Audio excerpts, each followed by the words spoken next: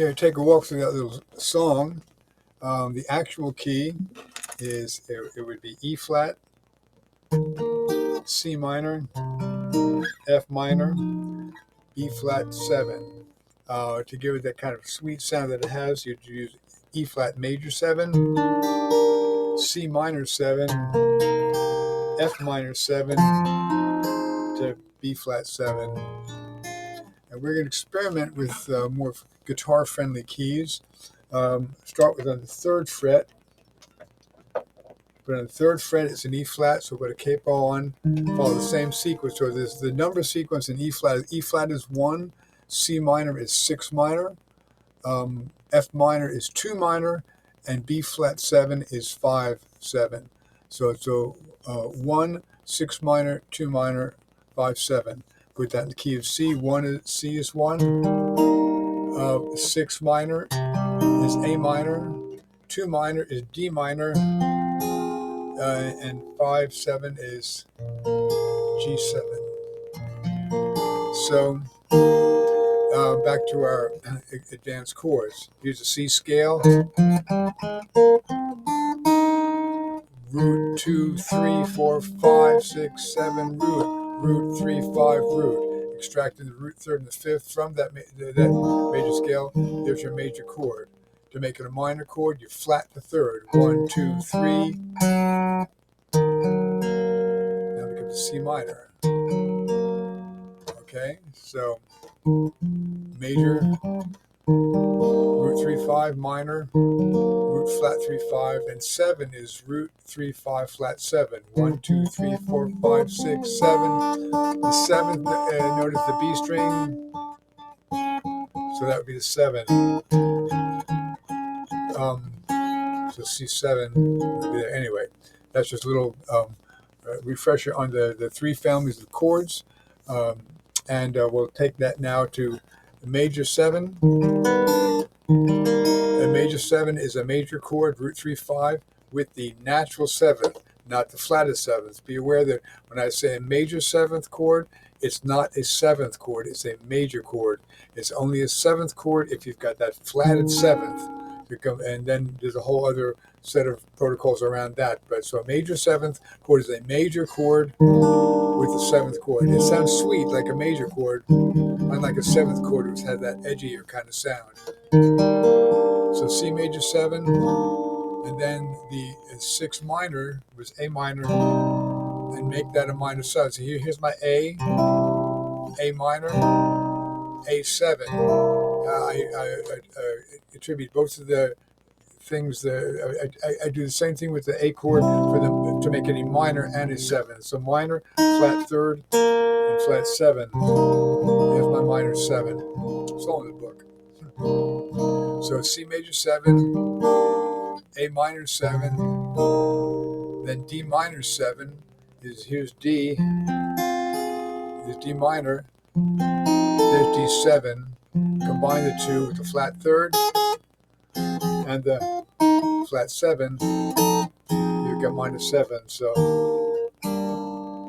and G7. There it is, the basic chords.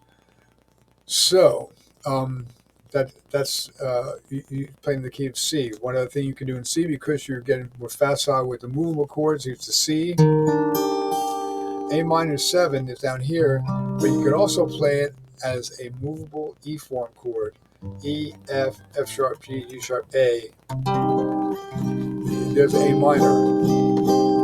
Considering it's not A minor, actually it's A minor in the context of playing in this configuration with the capo on the 3rd fret. If I play the A minor using there's my A form on the 5th, my A chord on the 5th fret using the E form, makes it a minor. Lift up my pinky, makes it a minor 7. So the C major 7. You can also go to the A form C and make that a major 7. It'll be in the chart. And then D minor 7 down here, but also you can play a D using the A form right here. Make that a minor 7. And then the G7. So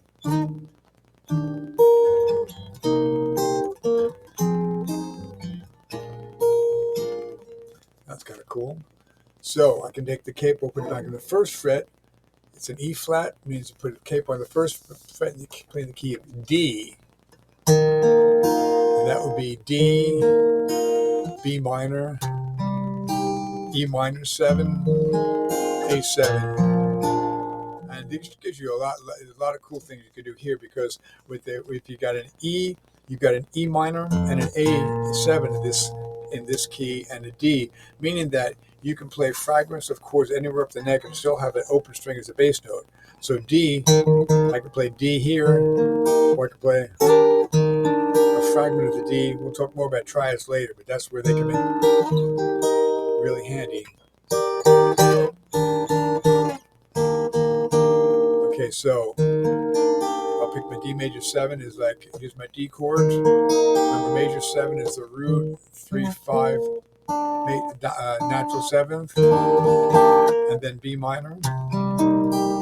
Okay, then E minor. But now I can also play the E minor as in the A form, but I can also leave the 6th string open, and then I can play the A7 with the E form. But I can also do that and back off the chord and leave the A string open, because this note here, the root of the A chord, the A on the 5th fret, is also the same as the open 5th string. So instead of playing the full chord, I can just play the notes on the first 4 strings and play that open 5th string.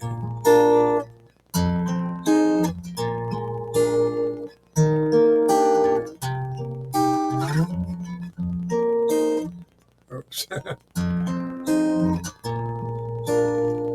Gives you a lot of juice. There's also, I'll throw in a couple other chords just being the chart. So D, B minor, A minor, A13. I'm throwing this A13 in just to scare you. 13, what do those numbers mean when you play a chord? Here's an A scale. An A13 is a 7th chord with an extension. 13, all that, like add 9 sus4, all that means is you find that degree of the associated scale. So if you see a chord says A13, it means you play an A7 chord, but you find 1, 2, 3, 4, 5, 6, 7, 8, 9, 10, 11, 12. That's the 13th note from the root, and now you've got a 13th chord. So all that stuff means. So I'm going to play the sequence now.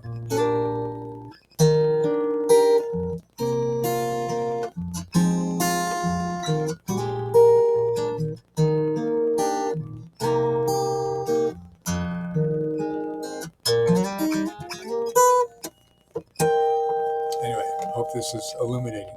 See you later.